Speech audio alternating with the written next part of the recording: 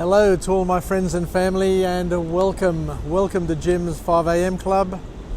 I'm down here at Circular Quay on this beautiful spring day,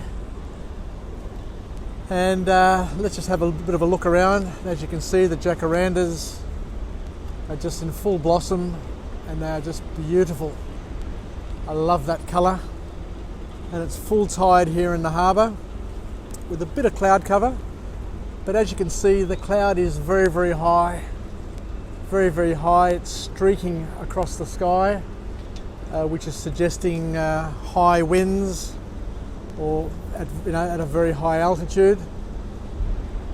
It's a nice gentle breeze. There's a bit of a bite to the breeze, so it's still not warm enough to be able to enjoy it.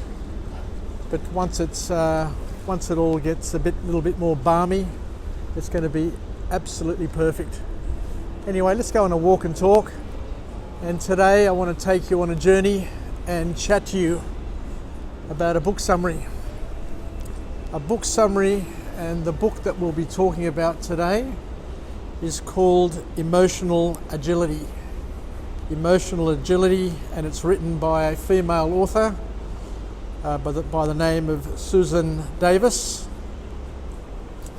And it's an interesting topic, and it's a great topic, and I got a lot out of this book because emotions are one of those things that many people don't quite understand, don't know how to read and manage, and are troubled by emotion. But this book here goes through the full spectrum of emotions and basically gives a recipe for how to deal with emotions, how to understand emotions, and how powerful emotions can be, and how important emotions are, and for our well-being, and being able to leverage your emotions to get the most out of your life. So the book basically teaches us, or allows us to learn how to deal with our emotions.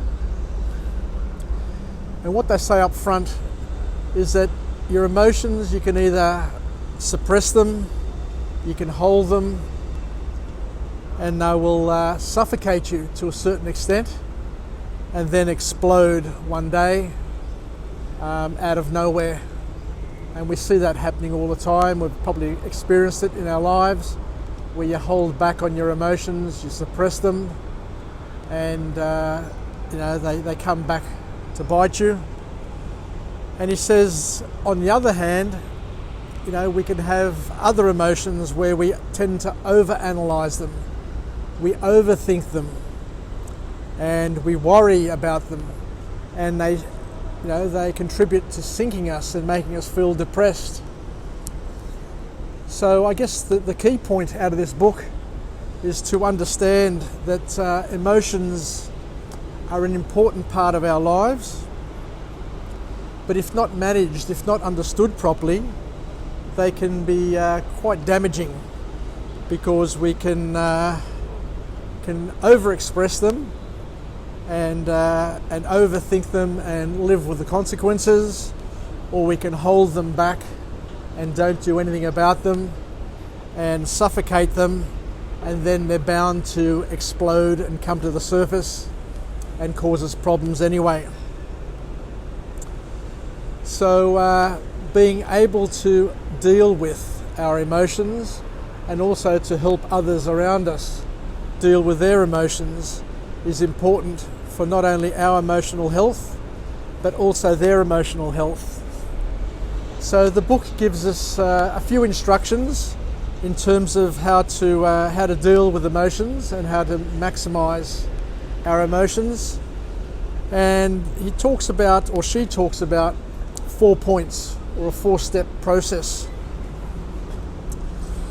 And the 4-step process that they talk about is, number 1, to be present.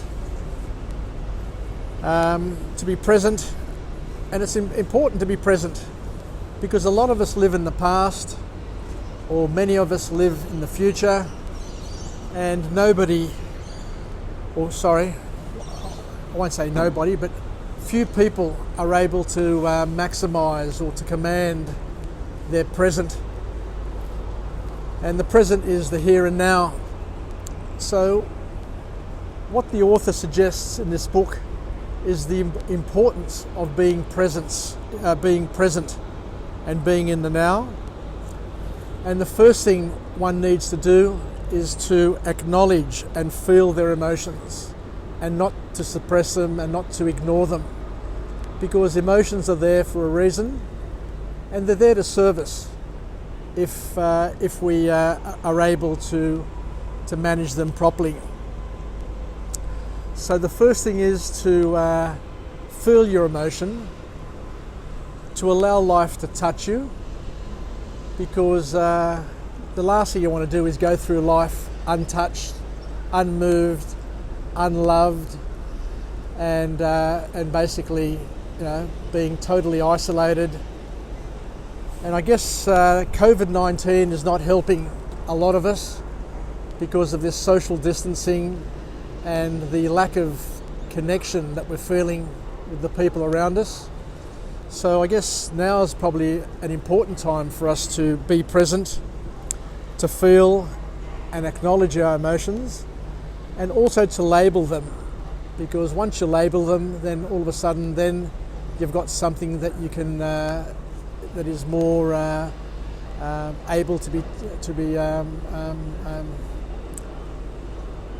I guess expressed and discussed. Or the correct word that I'm looking for, and it's just come to me now, is that once we label our emotions, then they become tangible.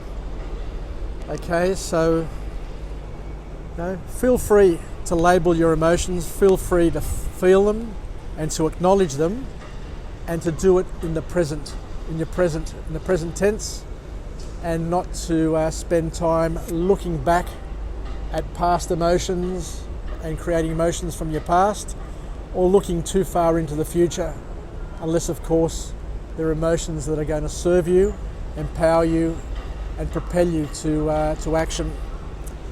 The next thing she talks about, or they talk about, is you need to step back. You need to step back from your emotions and to step out of the emotion in order to analyze it, in order to think about it, and in order to prepare yourself for dealing with it. So the first thing is to be present. The second thing is to take a step back. And the third thing is to take action, but not to take any action. The author says, and this is a very powerful point, the author says to take action based on your values and your long-term goals. So you need to have a value set. You need to have spent some time setting up, understanding your values, and you need to have some long-term goals, because once you have a strong set of guiding values, a strong set of principles, and some long-term goals, that's when you can take action. That's when you can assess what these emotions are and use them, or to align them with your values and your long-term goals. And then, and only then, you're in a better position for these emotions to serve you. And the last point here is to let it go. There comes a point where you need to let go of your emotions, and by taking action propels you to activity, and you don't have to sit and feel it anymore, because you can start doing something about it. So letting go means accepting your emotions and then going ahead. But the author also says something which is very, very profound, and another thing which I found very beneficial. And they talk about the fact that emotions are not always reliable, because there are two types of emotions, or emotion. There's emotions which are based on fears, and we know that our lives can be inundated, we can be surrounded, we can be overwhelmed by fears which are irrational and not real and very improbable. But there are other things that we have as well that affect our emotions, and that's our intuition. And our intuition is basically our subconscious working with us to help us understand a situation and is guiding us. So we've got irrational fears, which are negative and not very helpful or serving, or we've got intuition, which can be of use and can be harnessed and used and leveraged off. So just moving on, they talk about the fact that life has its many ups and downs, and we are a collection of stories of defeats that we tend to repeat over and over in our minds and our lives, especially for those people who tend to dwell and live in their pasts. So it's important not to get stuck in your old stories. And just think about it. Now, what are the old stories that we're stuck in? Unstick ourselves from those old stories, and we need to detach ourselves and deal with the real situation as opposed to some imaginary situation that we keep on repeating over and over again. Just erase it, just get over it. They talk about the importance of being mindful and to connect with yourself and the people around you, and not to follow the crowd, because the crowd will not lead you to your long-term happiness, because your long-term happiness will come from you following your values and following your long-term goals. And you don't want to be living life based on other people's values or other people's goals, because you need to focus on your own. Because there is a big danger, and here is the big lesson for all young people. We are all subject to social contagion, and social contagion is basically being infected by other people's emotions, other people's irrational fears, and other people's challenges and issues which are not ours. Just don't get involved, don't get caught up in that vortex, is the important lesson. So you need to ask yourself some questions. What really matters in your life? What situations make you feel good? What sort of relationship would you like to have? And if your life was a movie, what would that movie look like and be?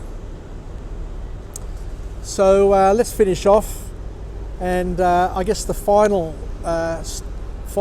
message from this book is that we need to live a life of creative tension.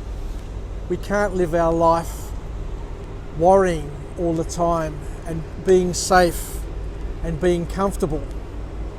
We need to challenge ourselves, but we need to just learn to lean outside our comfort zone and not to push ourselves way too hard for fear of us just overwhelming ourselves and just clamping up. So there needs to be a creative tension between comfort and challenge, and to use emotion to propel us forward, use emotion to give us energy, use emotion to allow us to be touched by life, but not to use emotion in a disempowering way. Anyway, thanks very much for joining me on this beautiful day from this wonderful location. Let's finish off with a positive affirmation. I'm alive, I am well, and I feel absolutely great. To my friends and family, stay connected, stay relevant, and most importantly, let's be agile with our emotions. Let's learn how to use them, how to understand them, how to leverage them, and how to be the best possible version that we can be, and to help those around us live in the present, learn how to step back, learn how to take action, and learn how to accept their emotions, and to live a productive and wonderful life. Thank you very much once again for joining me, and I look forward to coming to you again tomorrow from another location with another empowering message, and to enable us to get through the day, to enjoy our lives, and to learn something new that we can attach to what we've learned before. Take care, everybody. Yassas, and bye for now.